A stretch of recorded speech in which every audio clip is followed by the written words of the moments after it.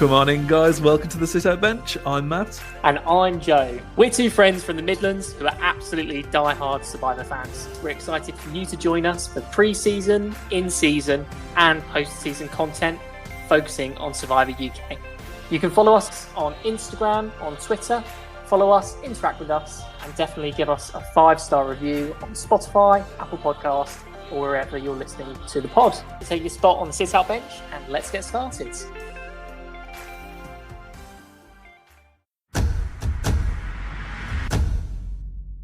In today's episode, we're going to be looking at episode 3 and 4 and looking at whether the Castaway stock has gone up or down in comparison to episode 2.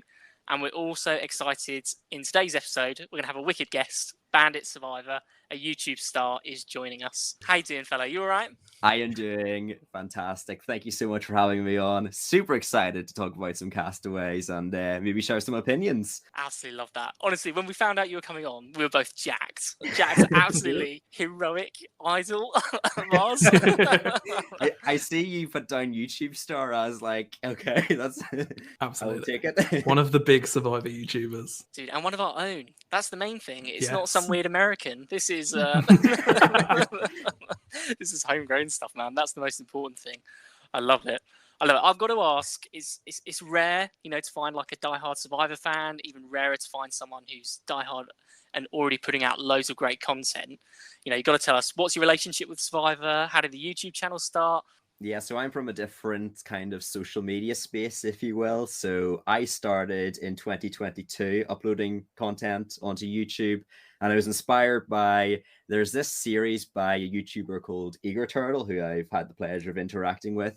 And some people that are watching may know about him through his cringeworthy Survivor moments, which is a bit of a weird thing to start off on, I will admit, starting off seeing cringe and then being like, I like this show, but... Then obviously the YouTube algorithm, it goes a bit crazy and it recommends you YouTubers like Peridium and such. So eventually I decided, you know what, if they can do it, I might as well give it a go. And my first few videos weren't amazing, but almost 2 years in the making now. And we're here of my YouTube channel. I mainly do Survivor US, but I try to do International Survivor. And it's a bit different to this in the fact that it's scripted, it's pre-recorded, and then I put out these usually 8 to 12 minute videos on my channel. So being on a podcast, being able to talk live, it's going to be a wee bit spicy, but I'm here for it, lads. Brilliant. So talking of the spicy takes, obviously we're now 4 episodes into Survivor UK. How are you feeling about it so far? Oh, guys, if you had me on week 1, oh, this would be so much better of a conversation. I would be so optimistic. I would have my rose-tinted glasses. But to be fair, it's not been awful. But I feel like now that I'm looking at it, episode 1, very rushed. I think a lot of us will agree on that. Episode 2, I think, is the standout for the Survivor UK reboot. And let's face it, Survivor UK as a whole. And then episode 3... again, a bit rushed. And then episode 4, oh boy, I love spending 60 minutes watching an episode where no one gets voted out. But I'm hopeful. It is so different what they've been able to do in the 60 minutes. I was just thinking today, obviously, Survivor US, one of the big changes that's happened this season is they've gone for now 90-minute episodes with ads. Really, we're only getting like sort of 60, 65 minutes of content. Yeah. But the difference in how well I know the US cast with 60 minutes of content compared to how well I know the UK cast is totally different. And you're right, what are they doing to fill up that time? Well, to be fair, I think it is quite interesting because you have to understand from their perspective, Survivor hasn't been a thing in the UK for, 20, 21 years now. Like the first 2 seasons came out before I was even born. So if you're doing this podcast 20 years ago, you'll be talking to fetus.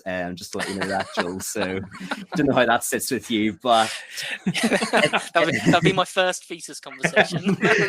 It's that dichotomy really of they have to try and interact with so many different people that are going to be tuning the show. So obviously you have the fans like us or people watching this Spotify podcast that might have a bit more Survivor knowledge and, delve in a wee bit deeper.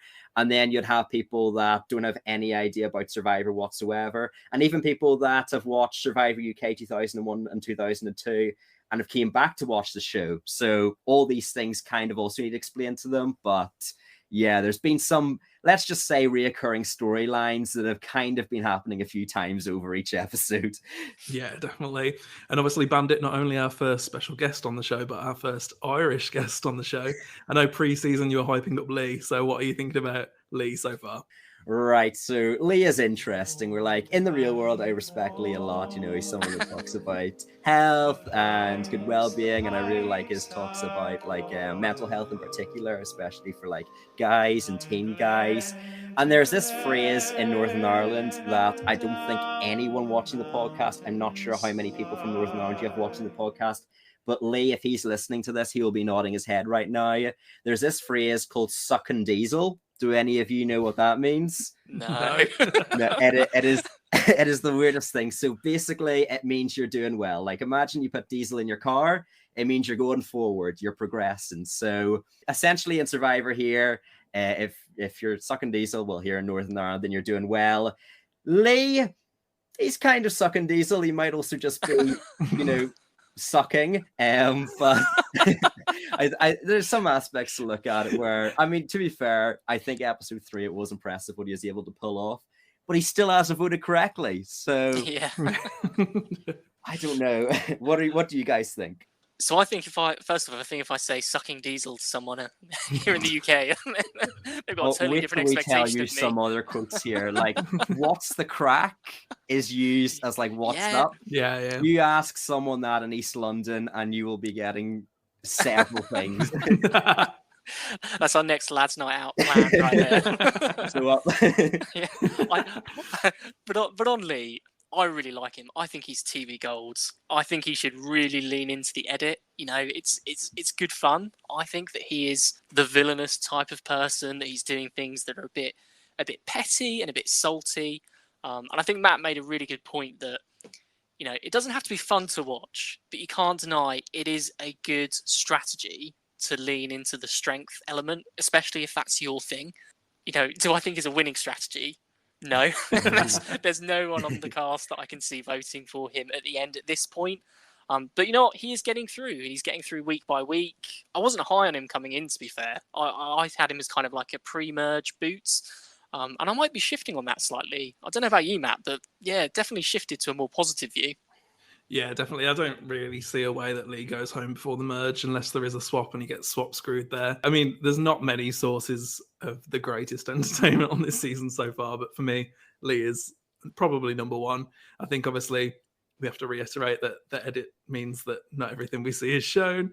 So, you have to take everything Lee says with a pinch of salt there and accept that he's not the villain that he's made out to be on the show there. Yes, I will say that if you look at Lee and like what he does in the real world, I mean, the guy is an absolute legend. He is obviously a boxing hero and he is someone that is very inspirational. So I just want to say, I don't mean to bash on Lee, just Lee that we're seeing on Survivor UK. I just have a few qualms with how he plays the game.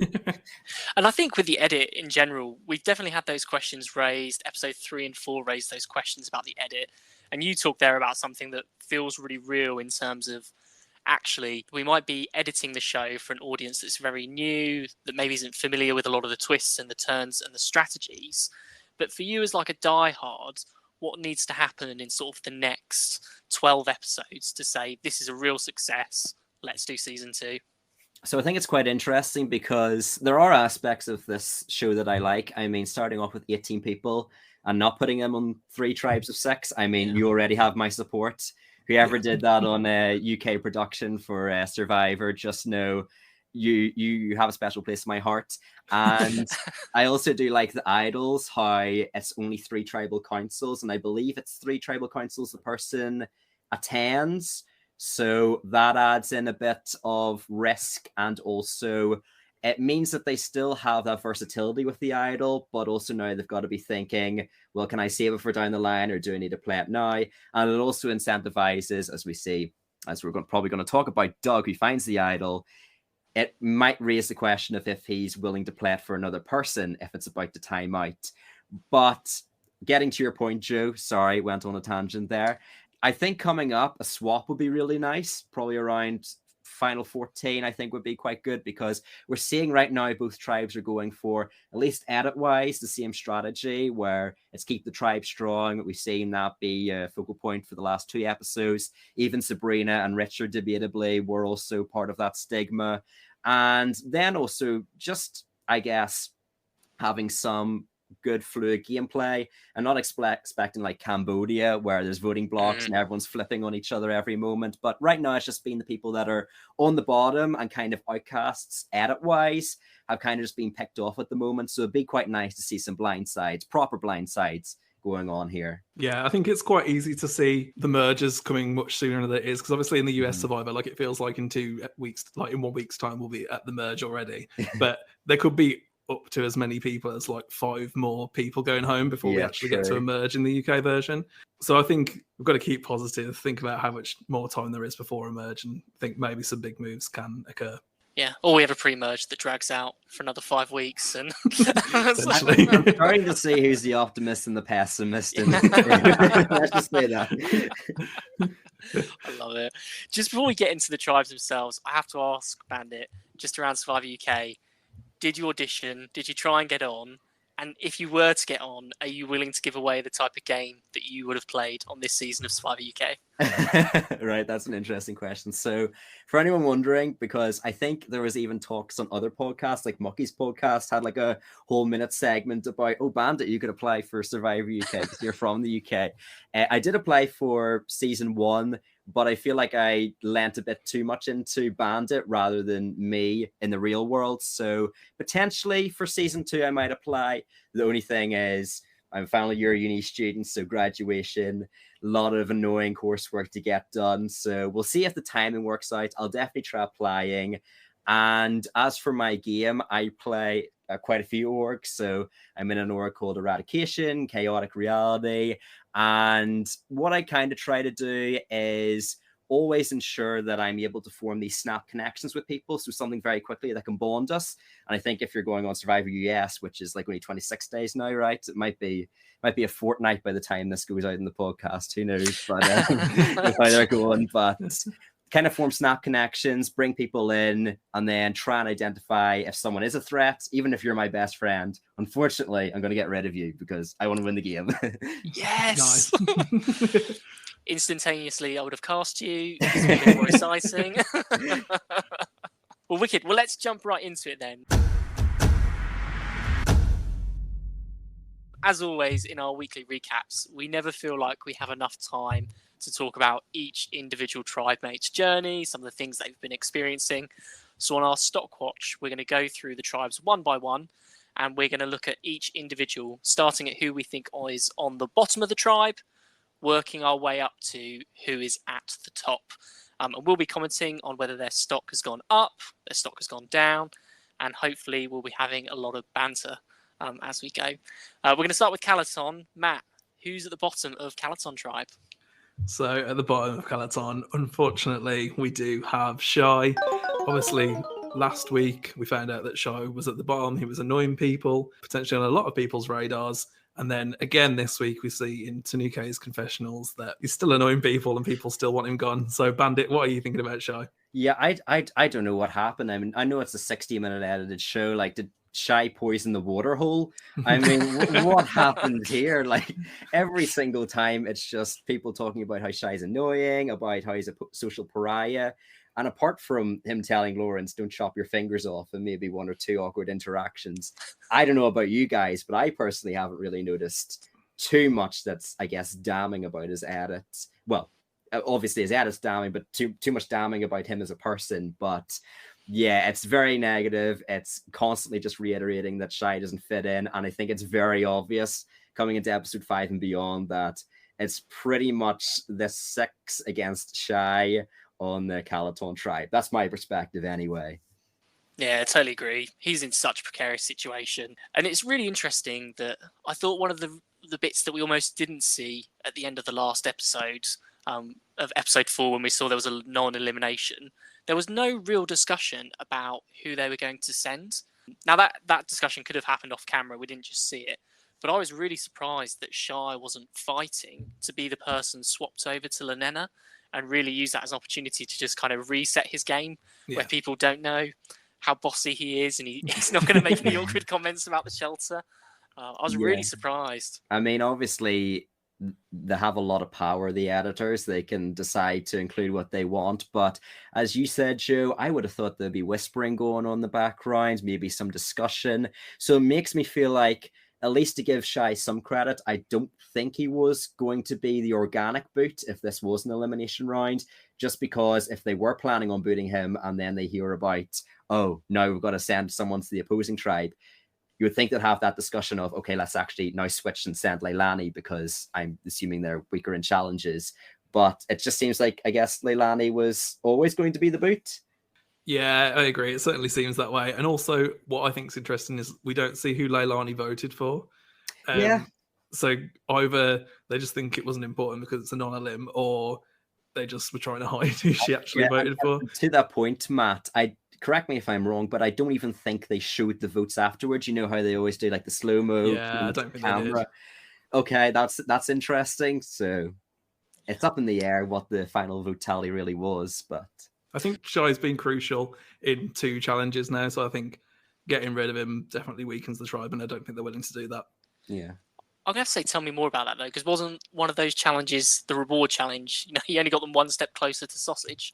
I mean, true, but obviously in the head-to-heads he's very strong. In the first challenge, he carried a lot of weight there for the tribe. We haven't seen him highlighted in any of the other challenges, so to me that says that he's good enough that they don't need to show either way. Yeah. My big question for Shy coming into episode 5 and 6 is, does he have the social capital to be able to kind of pull more people in? Because there are definitely some people who are at the bottom, and it's that age-old Survivor thing, doesn't it? Where no one thinks they're at the bottom, everyone thinks they're at the top of the very flat alliance. But there's got to be someone. I just don't know if he has the social capital to really pull people in and make them an alliance. I would also like to say, I think we might be getting a hint of a growth edit potentially from Shy. Like we see in the episode 4 challenge, as you were saying, Joe, that like Matthew's saying, no, I want to go up against Lee. He didn't even suggest anything. And you're expecting Shy to lose, but he dominates Lee. So he did rebound there. So potentially... Sucking diesel. Sucking diesel. We'll train you well, Joe. Okay, so is there anything else to add about Shy? Not for me personally, no, just negative, but small potential to rebound. If Lee can go from being a negative person in the edit the first week to then being the strategic powerhouse that's organizing everything, with the edit not really telling us why, things can happen. Yeah, completely agree. So next person we're going to be talking about on the Calaton tribe is Jess. Joe, what are your thoughts on Jess? So Jess this week, for me, did have a minor drop in her stock. I don't think it was a huge one, but I think, you know, in my eyes, she did go down a little bit. And I think she had some really good character moments. So obviously still being a strong narrator, telling us what life's like at Calaton. I really like to see her in the challenges, where, especially in the episode 3 immunity challenge, where she stayed in the whole time, going round in the water, carrying the weight the whole time. So I was really impressed that she kind of had a lot of strength there and was able to stick at it, where people that I would have thought, like Rach or Ren, maybe, who would have stayed in longer, dropped out well before Jess. So I saw some good elements to that, but the sense that I got is that she's a very one-dimensional character, and that dimension is very much kind of leaning towards the social side of things, being able to create those connections. And I would kind of point towards in episode 4, when Tanuke was thinking about who do they want to get out, and she wants to get out Shy. As soon as she told Jess that, there was like no argument at all. Jess just kind of nodded and was willing to go along with it. So for me, that's really why she dropped. I just think, is she a one-dimensional social player and maybe doesn't have the strategic chops that she's going to need to go really, really deep? Yeah, I think the main reason for me why I feel like Jess is a drop this week is because we see her kind of annoying people potentially. When she was complaining about the bamboo on the shelter hurting her back, we see Nathan in the background looking pretty annoyed. And I also think she's in a precarious position, being one of the weaker people left on that tribe at this point. So I still think she's a good social player, but I worry that maybe she's not able to convince them to keep her over Shy. Bandit, what are your thoughts? Oh, see, I'm on the opposite end of the fence. I love Nice. Jess. Her edit is very reminiscent to Michelle's from Co Wrong at the moment, where it's like Jess. If you look at about 70 or 80% of her confessionals, she shouldn't be getting them. Like, they're not integral to the season. They're just her talking about her personal life, about how she misses her pillow, or about the elements. And I think it's good for her. And I mean, we do get to see that, like, yes, she is annoying Nathan, but also like people like Rachel are laughing when she's talking about hello, is anyone there? And she's using the tribe shelter almost as like a door. It will be interesting to see if she does get strategy. Obviously, as she did say, that it is lacking, and she has got the social skills, but at the end of the day, I think it'll be really interesting if Shai does get booted from the tribe, who's the next one to go, because that seems to be cutting into this core majority now once the 6 are left. Yeah, I think this is the big problem with the Calaton tribe, is like we get the potential boots sort of lined up, and then we really know nothing about the rest of the dynamics on the tribe. Yeah, and have to ask Bandit, in that episode 4, what did you hear on the beach? Did you hear there was a giant toad, or was there a giant turd? Yeah, I was going back and I was listening to it. I don't know if it's because I'm Northern Irish, but I did need to rewind it a few times just because of Jess's accent. I didn't think I'm too familiar with it. You could see Shai's face. He had to take a minute to register it as well. We got there in the end. Definitely. Love that. Jess this week is a stop drop for us. We then get into a bit of a disagreement here around some of the individuals on the Calaton tribe and where they sit. Matt, this is your take, so I'm going to argue against you. So I'll let you introduce. Okay. I'll let you introduce it. Okay, so the next person I have is Matthew. I don't think he's a stock drop or rise for me. He's kind of breaking even, mainly because we didn't get to see too much of what was going on. I did like his confessional where he was kind of wanting to play a bit more strategically, not just voting out Leilani because she's the weakest. So I thought that was promising there. But in terms of how this tribe is shaking out, for me, I see Nathan and Tanuka as a duo. I think Lawrence and Rachel seem to be in with them. And so for me, that leaves Matthew lower than them. What are your thoughts, Bandit? How do you feel about Matthew? Yeah, I mean, I would probably have him about the same place as you guys. I mean, just like his content has been so inconsistent. He gets no confessionals. Like I don't know, Matthew, if you play like gambling or whatever, the roulette wheels just don't ever go for an odd number, because apparently they're just not your kind of numbers. I mean, you've got no confessionals, episode 1, episode 3, and then episode 2 and 4 would just get tons of Matthew content. But I mean, I don't really know too much about Matthew outside of his preseason confessional. A lot of his stuff just seems more generic about like uplifting the tribe. Well, I mean, this is an issue with Calaton generally. It's just they seem to be this happy tribe with a lot of confessionals about how they're getting on well. But it's like I want to learn more about the characters. So yeah, not too positive on Matthew right now. Yeah, I think overall he's the comedic relief for the season. You know, that's kind of the cast. Oh, that's the type that he's been cast into. He's getting a lot of the Dodo edits. I did see a shining light for Matthew, though, where I really felt he explained well that he wanted the votes to be more about just tribe strength. But it was the other people that he's playing with. You know, when that's the whole conversation, it's around tribe strength. It's hard to try and sway that large group of people to get them to think differently. But I think he did show a lot of that he wanted to play in a way slightly differently. And he's someone that I'm definitely watching to kind of team up with Shai. I think he's the perfect person in terms of that. If there is a Calaton tribe alliance, maybe there's not, maybe there's just a giant blob. But if there is that kind of pyramids, for me, Matthew's on that bottom rung.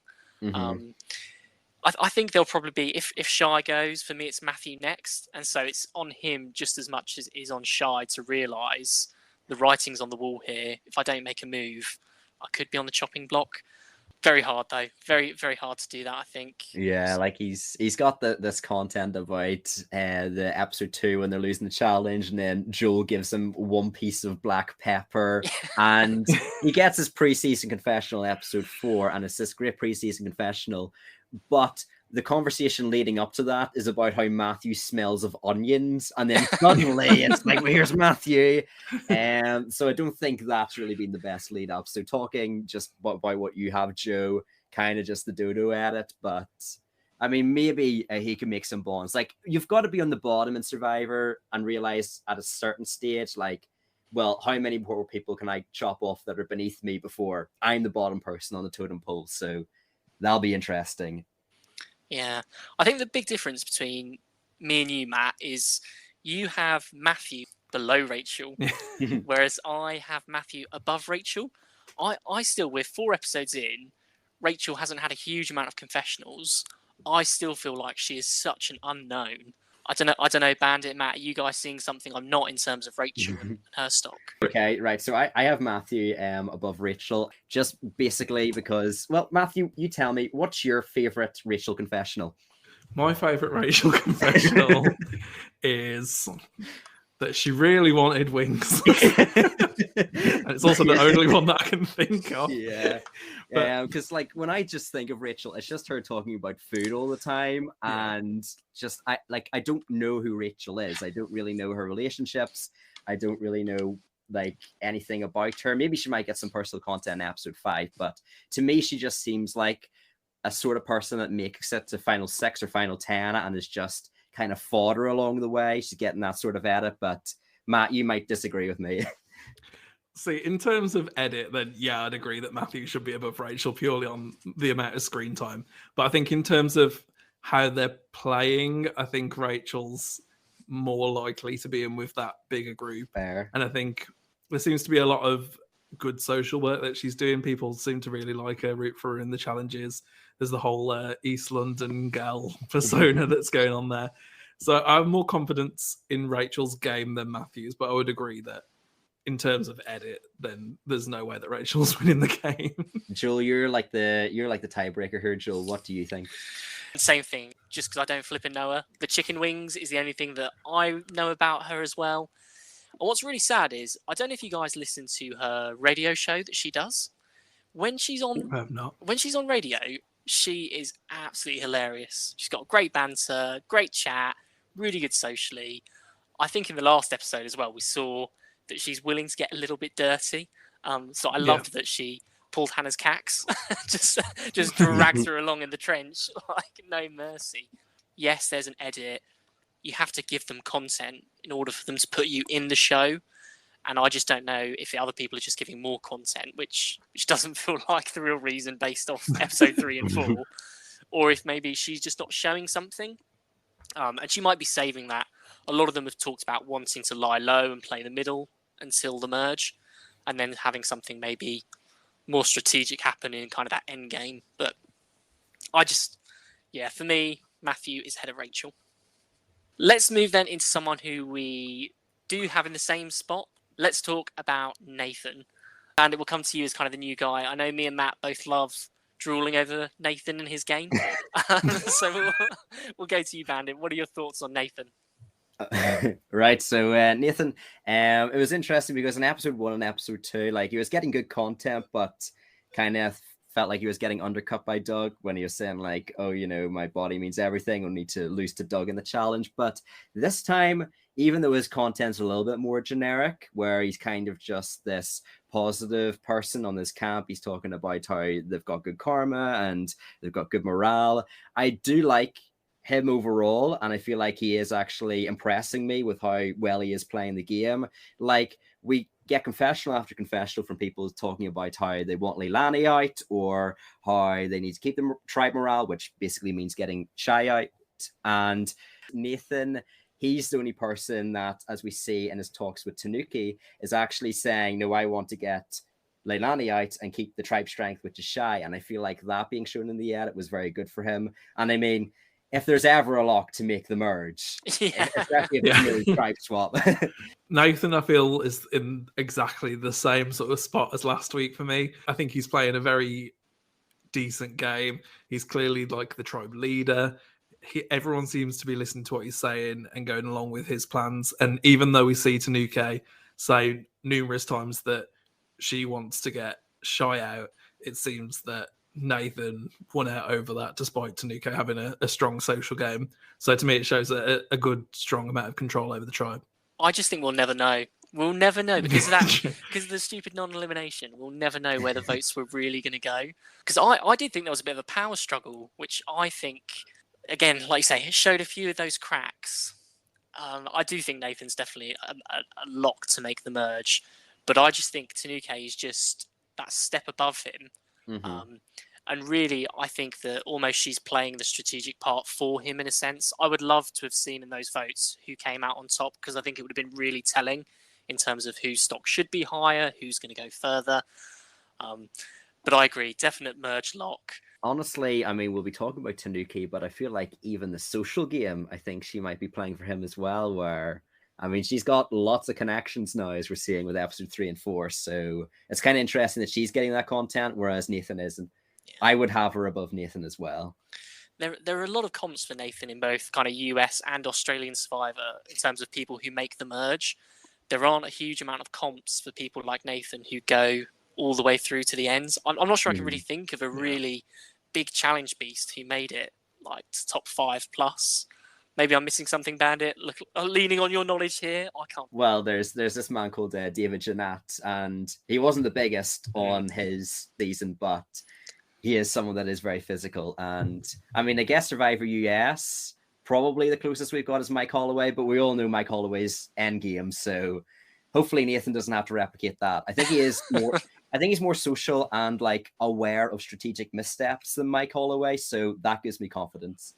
Yeah, the other person I think who's a good comp will be Terry Dietz in Panama. Obviously, like he's his tribe's leader. He wins deep into the game. He misses that crucial immunity when it gets taken out there. I could see anything like that happening with Nathan. To be fair, if it's a paddle challenge like in Panama, Nathan, I love you. If you watch this podcast, just know I think you're a great guy. You are so screwed. Just don't even do the challenge. Do the calories. Oh, love it. Well, Nathan might be someone who stayed relatively even, but one person who we are confident their stock has gone up is Lawrence. Matt, I know you're in love with Lawrence's stock right now. I think he makes the right decision at the outpost for his tribe in that he doesn't want to put any doubt into anyone's mind about the potential idol being there. He knows that his tribe is a little bit more team spirit, not wanting anyone to be a bit sly, a bit gameplay. So he gets the biggest fish, impresses his tribe, and obviously then he has that information about the idol to share with whoever he wants to and to position himself the best in the game. So I think he plays this very, very well. Mm-hmm. Do you think Tanuke is going to give him the chance to find that idol, or do you think she's going to get there first? Oh, no, Tanuke is looking for it. Yeah, Tanuke's finding that idol. Yeah, man. But like I've sort of in our weekly recap, I kind of knocked him a little bit for telling Tanuke, and you know, times are slightly different now. Maybe I'm rewriting history, but looking back and rewatching that episode, I can see that more as a positive move to build an alliance with someone who is clearly at the top of the tribe. Bandit, how did you see Lawrence this week? Yeah, I thought he actually misspoke when he was recalling the outpost event to his tribe, where I thought he meant to say hidden immunity idol clue, but he actually said hidden immunity idol. So what he did was he said there was either a big fish or a baked potato where he had a literal tangible hidden immunity idol he could have gotten, and he picked the fish. So I think, like you say, Joe, that makes him look better to his tribe. Although I would like to say, just advocating for my girl, Jess does call him out on that. She says that Lawrence might not have been telling the truth, but I think it is good that he's essentially giving up this information to Tanuke, and they're the only people that actually know that there's a hidden immunity idol back at camp. Because there's one thing having an idol presented to you at an outpost where it's not even at tribe. There's another thing now where you know that there's a hidden immunity idol back at camp. And obviously we see that he gets to form relationships with the likes of Christopher as well, and he looks really good for his tribe. Great point. And that moment with Christopher in the water,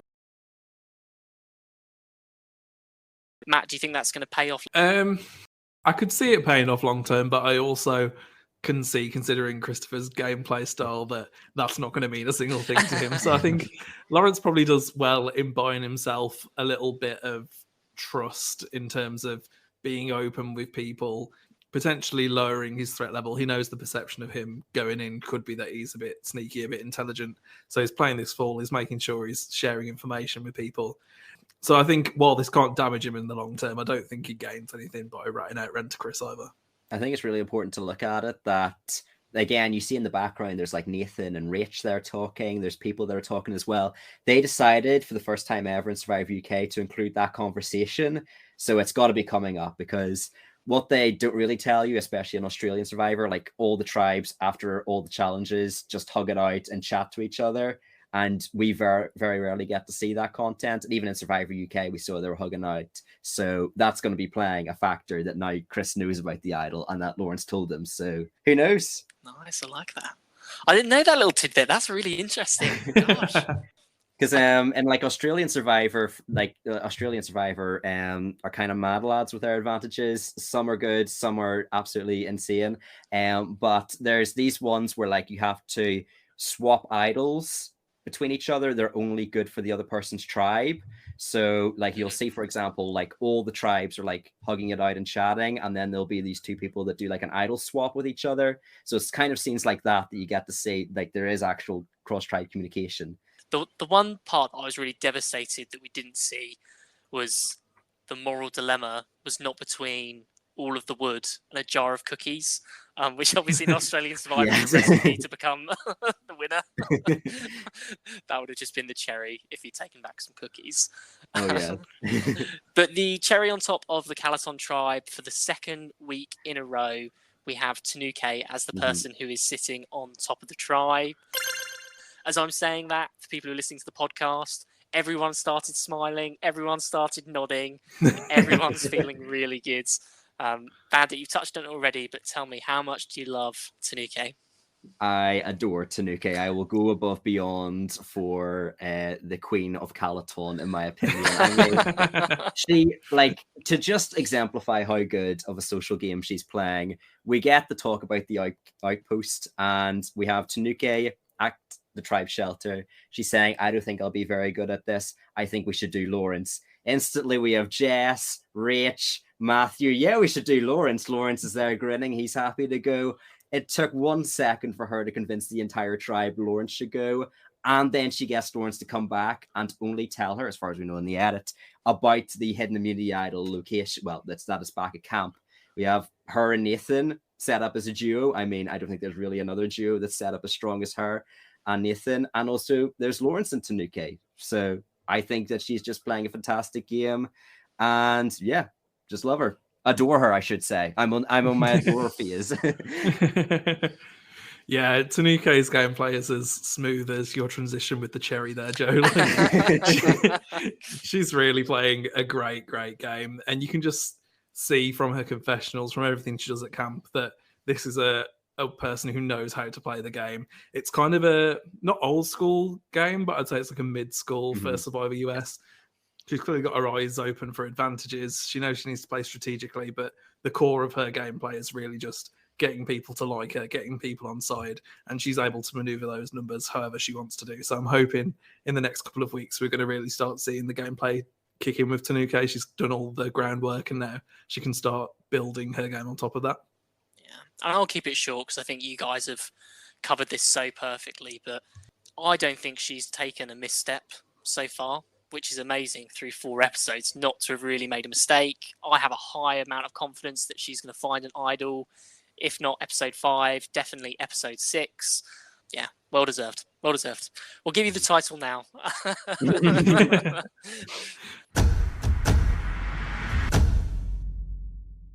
Well, let's flip then from Calaton over to Lenena.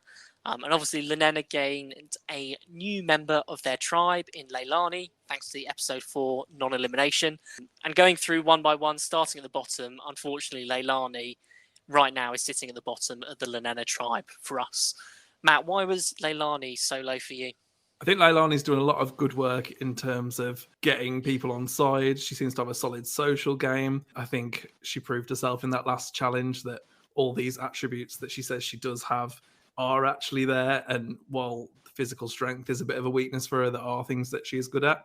My worries with Leilani is obviously she's been swapped to this tribe. It's very easy to just take her out if Lenena lose the next challenge. And we also see in the next time clip, Lee's grilling Leilani a bit, telling her that she needs to prove that she's on side or she's in trouble. And while I have confidence in Leilani to make these bonds, I'm not sure I have confidence in Leilani to be able to convince everyone that being one of the weaker players, that she's someone who should be kept around. There's a lot of risk with keeping her in the game, I think. As we say, she is coming into a tribe where an all-male alliance, or an alliance that just happens to be all men, is seemingly controlling things. They've got to keep the tribe strong mentality. They are picking off people that are essentially outcasts or in the bottoms. Again, Rachel and Ashley that got votes at the first round are getting votes again. So I think it's a really bad landing spot for her. But we do have talks about the girls and Ren trying to flip the game.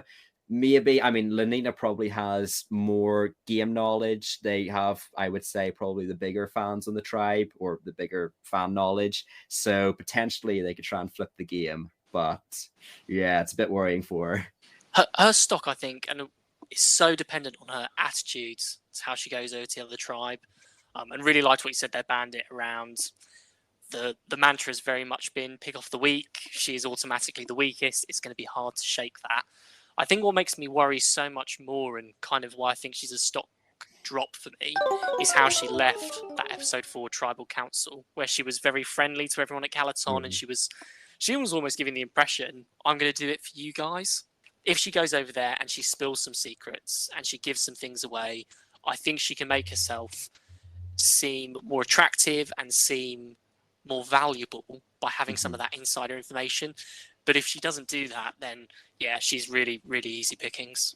And I think, as you're describing, like, if she does go through that game where she's smiling at one tribe, and, you know, the classic Survivor mantra is just say yes to everything and worry about it later on. So if she's smiling at Calaton when they vote her out and saying, oh, I'm coming back to you guys, and then she's going to Lenina and she says, no, I'm solid with you folks, like, I'm against Calaton, they voted me out.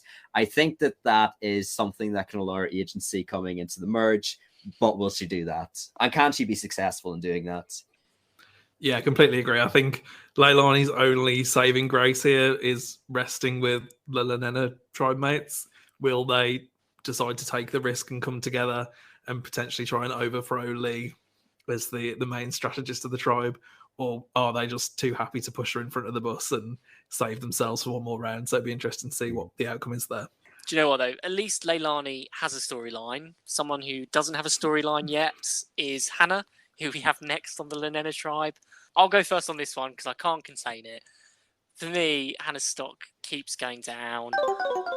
Again, I said it last week. I don't know the girl. I really don't know her. Like, I don't know why she's on Survivor. I don't know the type of game she wants to play. And we got a little bit more, I suppose, this episode, where in episode 4 she was showing a little bit of regret and maybe a bit of awareness that, oh, this strength-based approach doesn't do well for me kind of long-term. But I think she's not getting a purple edit, but she's getting pretty damn close. See, for me, Hannah's stock has risen slightly, but that is purely based on the fact that she has become more aware of her position and she is more willing to swing to a potential Ren and Ash alliance and try and do some damage there. But I think she's kind of, by being left out of the vote on that first episode or second episode, she's really kind of stuck herself into a corner, and I'm not sure she can recover from that position. Yeah, it's interesting. Hannah's basically like one of these people that you kind of see in Australian Survivor, even Survivor US, where they do seem well situated within the tribe. Like, Lee was talking positively about them. We've obviously got her working with Ashley and Ren now, or at least that we've seen. And I think she does have a decent run in her, but just she hasn't been getting that content. And it's continued for a while now. Hannah was my winner pick coming into the season. No way! It's so disappointing seeing her so low and so under-edited. Where, like, in like episode 4, she's basically echoing what the girls were saying in episode 3, and it's just she's catching on a bit too late, I think. I have to ask now, what did you see her before the season started that made her your winner pick? Firstly, she's 30, which I think is a good age to play Survivor. And we were talking about me playing Survivor. If I go on to season 2, I'll be 22, so I'm probably going to be one of the youngest people. I'll end up like Matthew, talking about onions and black pepper. But she's 30. She is probably one of, if not the strongest woman on the tribe, and just the whole cast in general. And she also talked about watching Survivor, one of the very few contestants that talked about watching Survivor, I believe, during lockdown, which I think is a pretty good landing spot considering the majority of this cast haven't talked about Survivor in their bio. So that was me. But as much talking as I'm doing, she's still kind of here in the bottom with very few confessionals. So I know we should keep it as well, like what we've seen on screen, but there is part of us as kind of as commentators where, like, outside of what's happening on screen, she is probably the person I think that is talking the least about Survivor on Instagram, on Twitter, on all those different social media platforms. And yes, she has a very glamorous life as a midfielder for an international football team, but it maybe just says to me as well that maybe she didn't have the same passion or excitement from that experience, and it's not giving me a huge amount of confidence that she's going to go deep, Matt. I might be reading too much into that though. Yeah, I think that's fair, but I have seen that she's currently doing a lot of training with the football team. I think she had to watch it with them for the premiere because she couldn't be home to watch it. So I think she's probably a very busy person. So I'm not reading too much into that. yeah, it's funny seeing them on Instagram. It was like 4 of them huddled in a bed in a hotel watching the premiere. It's the same as what I was doing. Just less football. Is this what you two get up to and I'm not on the podcast? Something in the fine print that I didn't see when I signed off to join here. Oh man. Okay, let's. we're gonna put that as the special cover art. When you call me over to the Midlands, I'm going to be asking questions. Getting a restraining order. One step closer to sausage, man. That's.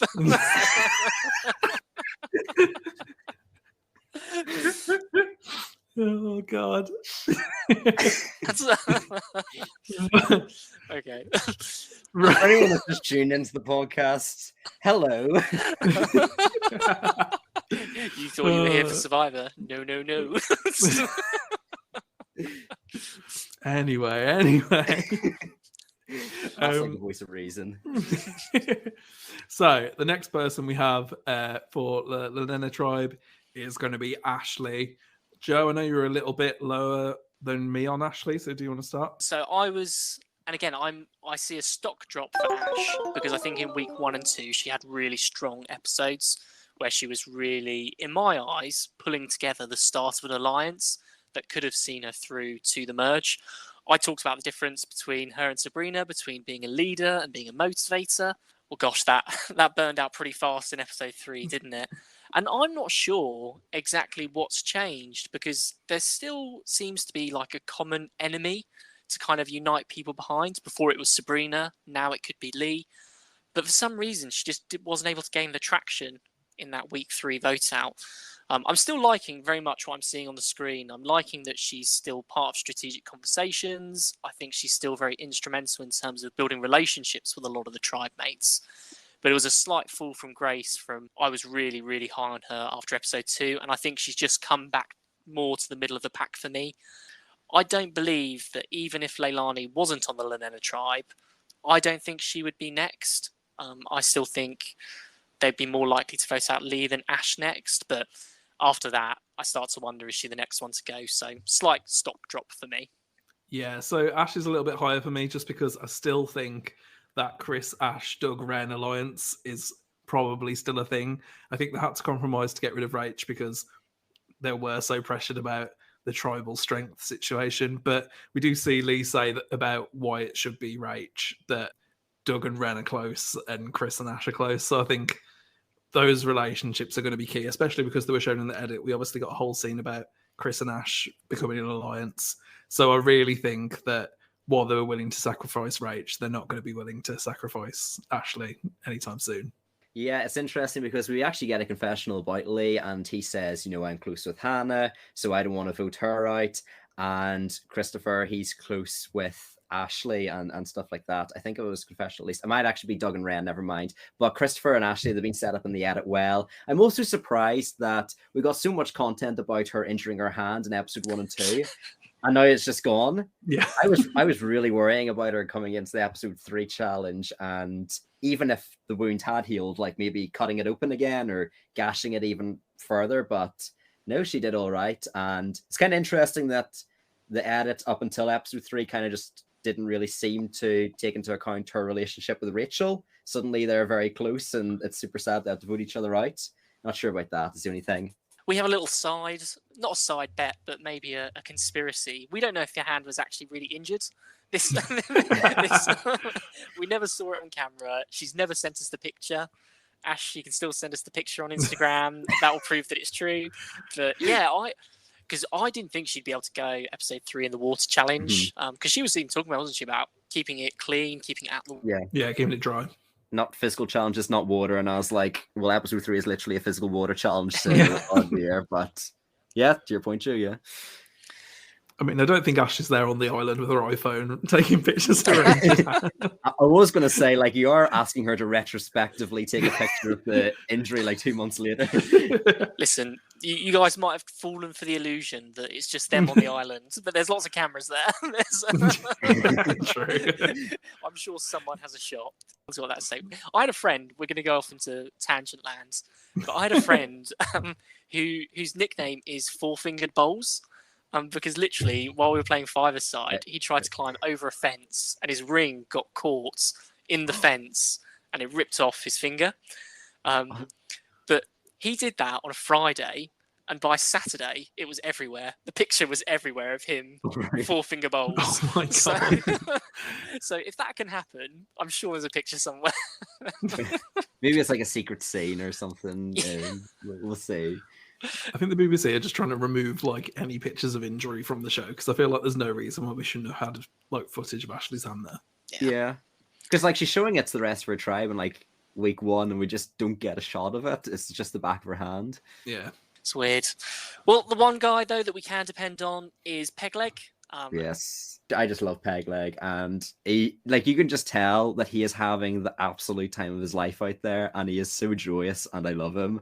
But it is interesting. Like, I thought, I'll be completely honest, episode 3, I thought Pegleg was getting blindsided. We were getting so much talk about how Lee's negative, about this whole boys thing. I thought that Christopher and Doug wouldn't team up with the boys because, you know, they've got Ren and Ashley.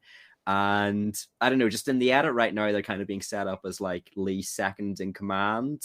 That also Doug, for some reason, just completely does not trust whatsoever on Idol hunts, to the point he's willing to sit on the idol. But I don't know, like, it's a bit more positive of an edit than Lee, but less strategic. So it's whichever one you value, in my opinion. For me, although I think Pegleg's in an okay position, I do think he's one of the most 3 likely boots from this tribe. I think potentially more likely than Lee, just because I think Lee's strength, if you want to keep him in the game, who do you take out? His second in command, make sure you've got the numbers back. So I think Pegleg's in a lot of danger there, especially as he confessed at Tribal Council to being one of the weaker challenge people. We've seen that they don't necessarily need him in the challenges anymore. So I think he's in a little bit of danger moving forward. The only caveat for me in the asterisks is, out of all the people in Survivor UK so far, he is one of 2 people that have actually gone looking for an idol that we've seen. It's only him and Doug.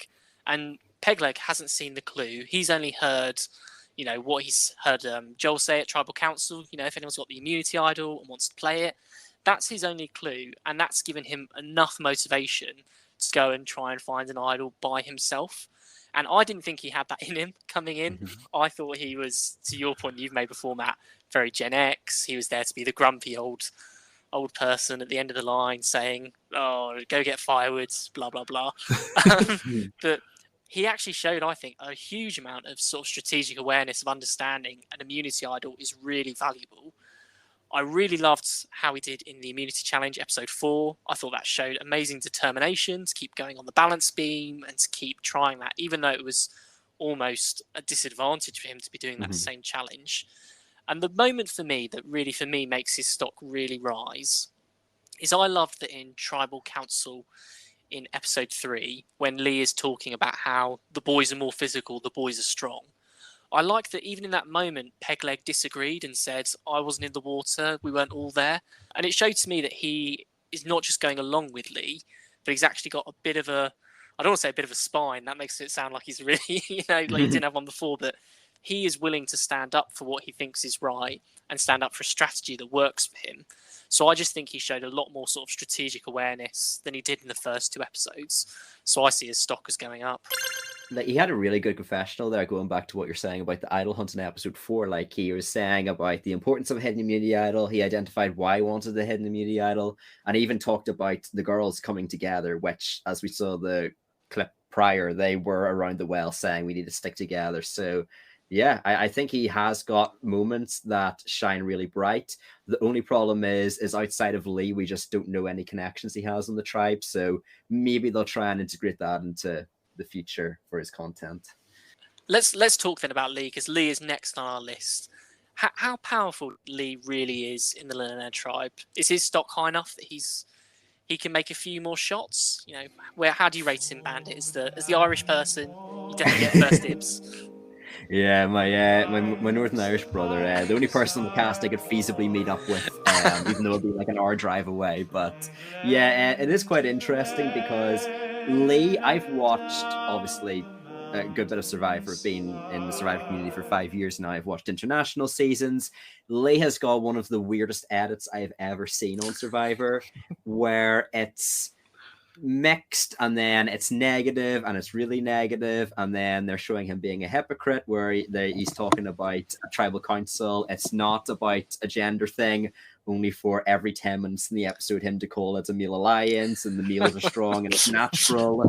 But I feel like even though he doesn't vote the correct person out, you can clearly tell that the ideology he pushes onto the tribe kind of forces them to either consider Ashley and then Rach. And I think it's just because Ashley was part of that core four contingent that they keep her. So even though I don't think Lee necessarily gets his way and damages the true majority as much as he thinks he does, I think it was a move that was beneficial to him. And we even hear from Ashley, she's like, gosh, like Lee's annoying, but he is a great leader. So yeah, it's interesting. It's something that could go very sour for him, but I think he has rose up in my estimations. I love that. And you won't have heard this yet, but in our last podcast, Matt called him the most strategic player in Survivor UK so far. I don't know if you still back that, Matt. So, in terms of what's actually been produced from the game thus far, I do think Lee at the minute is in the most amount of control. Obviously, I think Christopher, Doug, Ren, Ash probably going to come out on top of this situation. So Lee identified the position he was in. He knew he was left out of the vote from this group of 5.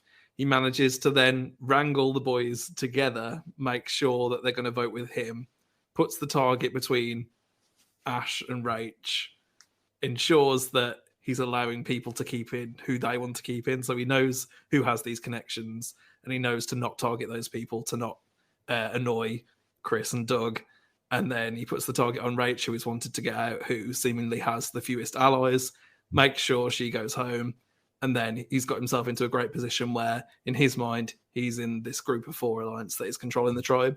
So I do think Lee's played this very well strategically. Does come across a bit icky on screen especially, but I just think he's a stock riser for me. He's getting the control, and I can't see them wanting to vote him out in the next... No, Leilani's there probably 2 rounds at the very least. And that's the thing I'm thinking is like, is he being set up as a big character, or considering the negativity and the edit he's got so far, is this something that could actually be a winner's edit? Like, you have to think from that perspective. Like, would they give that to the first ever winner of the reboot of Survivor UK? So that's where my head's at. But I do have a theory about the third tribal council. So I'd like to hear your thoughts. We see that the vote split is 5-3. Do you think that majority of 6 was splitting the vote to try and outplay a potential idol, or was it just how it shook out? So I definitely think they split on purpose, to try and avoid an idol. Right. And I think there's a little bit of Ren has given too much away. And so what I mean by that is I think them going to the outpost and coming back with a medium-sized fish, I think everyone's suspicious. And we already see that story doesn't quite line up. You know, introducing rice, Chris knows about the potato. How does that happen? So the story doesn't line up. So I think people are more aware. I think it's a conscious choice to split. I was very surprised, though, that Lee and Pegleg were on the minority of that split. I thought they would have wanted to be front and centre at voting someone out. As you said, they still haven't voted correctly on an elimination. Yeah, Lee, Hannah, and Pegleg, which I thought was like a 3-person group that they could all trust each other, they all vote differently. And I don't think it was even like sometimes you see on Survivor where it's like, okay, boys vote Rach and girls vote Ashley. I don't even think it was that sort of split. So I'm not sure what happened. But if they did split I Play an Idol, then I take back my comment about Lee voting incorrectly, because even though he didn't vote for the right person, it technically is like a, you know what I mean? Like it's a net positive because they're still retaining the majority. So one of the things I saw in Rachel's exit interview on Survivor Now was that as far as she knew, Lee and Pegleg were both going to vote for her. So to me, that says maybe Lee and Pegleg got a bit paranoid about Ren potentially bringing an idol back from the outpost and potentially playing it for Rachel Ash. So by splitting, they're making sure that if Ren decides that they want to keep the girls, then Lee can still easily ensure that one of Ash or Rach still goes home. I suppose the other side is they could just really not like Ashley, because that's also the only person that Lee's voted for. Yeah. Ashley does watch this podcast, doesn't she? Yeah. So we just want to clarify, Ashley, we mean in the game. Yeah. But show the hand as well. We need the photos as well. That's your 2 takeaways. I think the thing that's making Lee's stock rise is also the thing that makes me worried, is about him becoming the leader. So you always need someone to be the leader of the tribe, and it tends to be a really good thing in terms of challenges, but it also is a very easy person to cut. Whoever's that leader, if something goes wrong, their neck is always on the chopping block. And I just don't know how much him stepping into that leader role right now is going to make him the easy target, maybe in a couple of episodes. I think he already has Calaton's target squarely on him anyway, just from his interactions at the challenges. So I think right now he's playing a good game in the confines of his own tribe. But I think once we start seeing the wider picture, I think Lee's in a lot of trouble. And I think he has had this like wake-up call from episode 2, because you can see that he's starting to play more strategically. He's even like in episode 2, he was just like, okay, it's me, Sabrina, it's the guys, we're all good. But this time in episode 3, he was like trying to integrate Ashley. He was trying to talk to her and get her thought processes on things. And you even see in like the camp or the tribe interactions between each other at the challenge site, like episode 1 in the barrels, he was like, you ain't got the calories, we've got them. Episode 2, he's kind of like showboating in front of Shay, but he's kind of mellowed that now and humbled himself. I'm not sure if it's because the tribe's been losing, but that's an aspect I like as well. I can almost guarantee though, so he's had 2 head-to-heads with Shy now. So they did the slip and slides. Shy unfortunately fell right slap on his back, and Lee won that one. They've done the trench run and Shy's won. I can guarantee if there's another head-to-head in episode 5 and 6, he'll take on Shy. And I think that cocky side will naturally come out of him again. And all right, I'm here for it. That'd be good. It'll be funny just seeing them have like this challenge rivalry. Yeah. Okay, let's move now to one of our favourite people, my winner pick. Let's talk about Ren. Matt, do you want to kick us off? Yeah, so I think there's a lot to talk about with Ren in this week's episode. Obviously, we finally got that scren time that we've been craving for ages. So obviously, this week we see 2 sides potentially to Ren's game. We've got the alliance with Doug and how well they play that. We've got how well they've sort of fit inside the alliances on their tribe. But we also have the other side of it, which is obviously their outpost decision being a little bit blown up by Lawrence, but also by potentially not the best lie that we've ever seen on Survivor. Yeah, I think Ren sums it up best when they said, did I play it perfectly? No, but do I think I played it well enough? Yeah. Christopher definitely knows. We even have Lee being like, well, that's too small of a fish to be able to call a meal. And goodness, my heart goes out to them, because Ren in their bio, they were like, I'm this Survivor fan for 15 years. They literally 3D printed all their Survivor puzzles. There has not been even one semblance of a puzzle on the season. The closest thing we got was Bamboo Jenga, if you want to really be optimistic and call that a puzzle. So I feel so bad for them. Like, if there's a puzzle, Ren is going to smash it. I am certain of that. But considering all the physical challenges, I'm not sure if they are going to be able to have that opportunity to shine in front of their tribe is the problem. such a good take. If there's a puzzle, I can almost see it just being not even an equalizer, but the huge advantage that they will finish it so far in front of everyone else that will just catapult their stock in terms of wanting to keep them around. And do agree, they didn't play it perfectly in terms of the idol, but have built a strong enough relationship with Doug that when he finds the idol, he wants to tell Ren. And I think that knowledge is almost as important and as valuable as having an idol itself. I would love to see, and I know we love Doug on the pod, but I would love to see Ren turn the tables and actually telling people Doug has an idol and using that as a target and a shield. That could happen, yeah. Maybe not now, maybe at the merge, but Yes. I suppose at the merge the idol goes, doesn't it? But yeah. It's 3 tribal councils, isn't it? So it really depends how many tribals Doug attends. Or is it static where it's like episode 5, there goes one, episode 6, there goes another, or is it the ones that Doug specifically as the holder attends? I think it said your next 3 tribals, which would make you think it's the next 3 that Doug attends. So I went back and I tried to sometimes you can freeze frame on the note and you can read in the note. I couldn't get out of it. Either way, Ren, stock riser for us. Way more screen time. Huge amount in episode 3, nearly 3 minutes, definitely driving the story forwards. But the person who spotted that Ren's story maybe didn't quite line up is next on our list. In second place in the Lanena tribe, we have Christopher. Yeah, I've got a quick question for you about Christopher. Use my Northern Irish phrases there with use. That's very good grammar for me. But do you think that Christopher is going to, number 1, ask Ren and Doug about the idol, and number 2, if he does, will they tell him about it?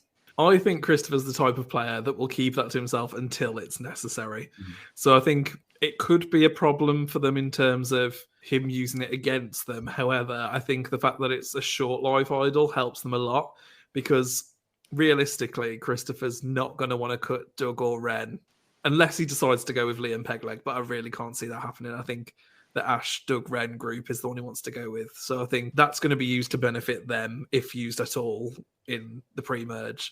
If it was later on in the game, I'd have some concerns about Christopher blowing up Doug's spot.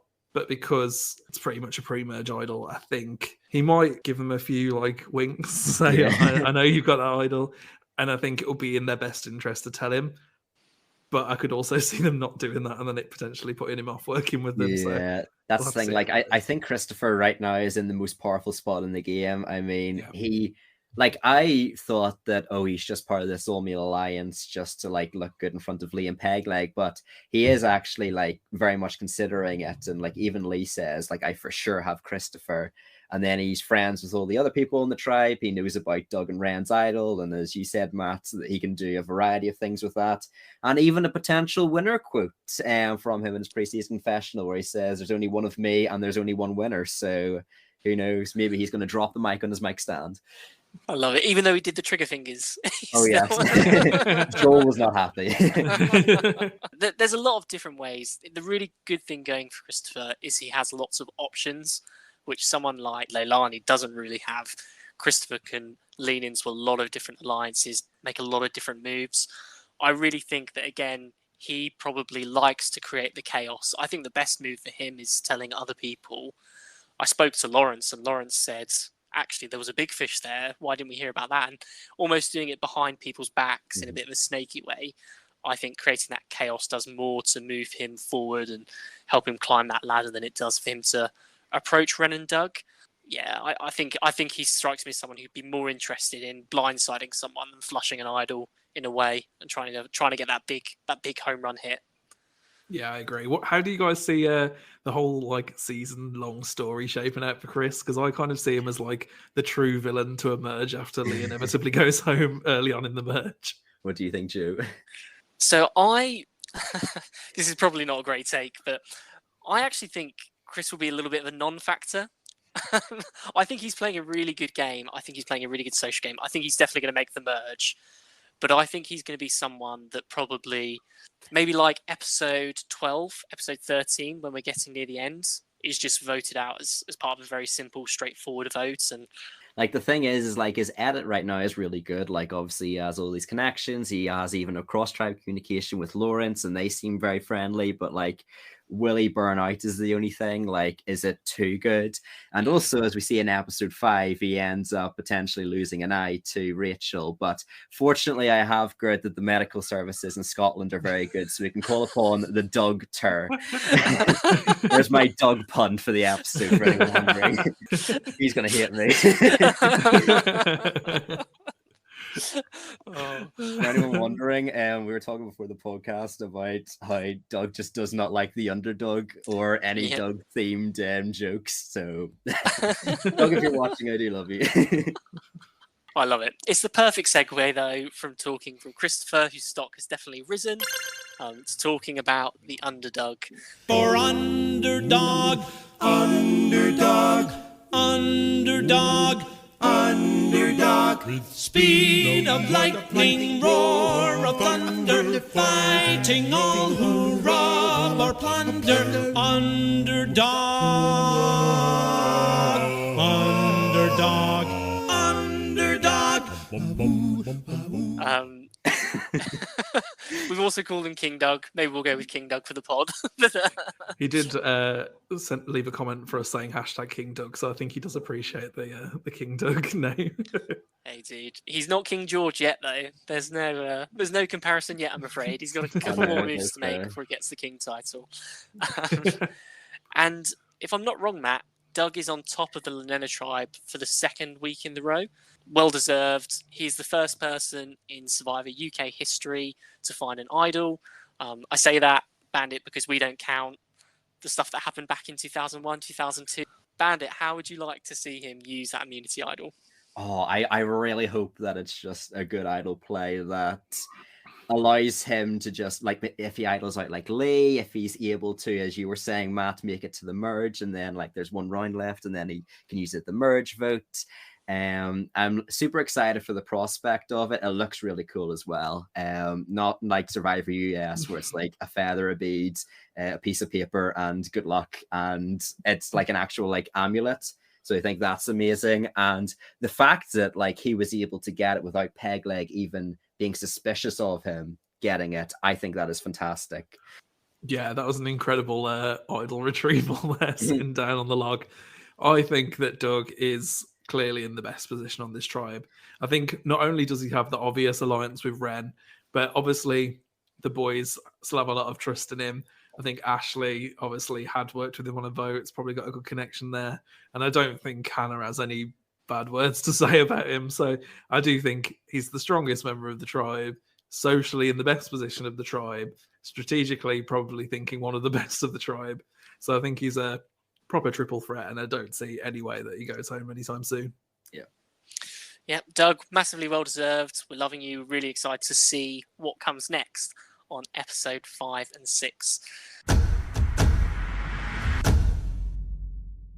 So that takes us all the way through our stock for everybody on the Calaton and the Lenena tribe. Bandit, you are a fantastic follow. You produce some great content. What's the best way for people to engage with you and see the great stuff you've done? Yep, so I have a YouTube account called Bandit Survivor, at Bandit Survivor, content on YouTube.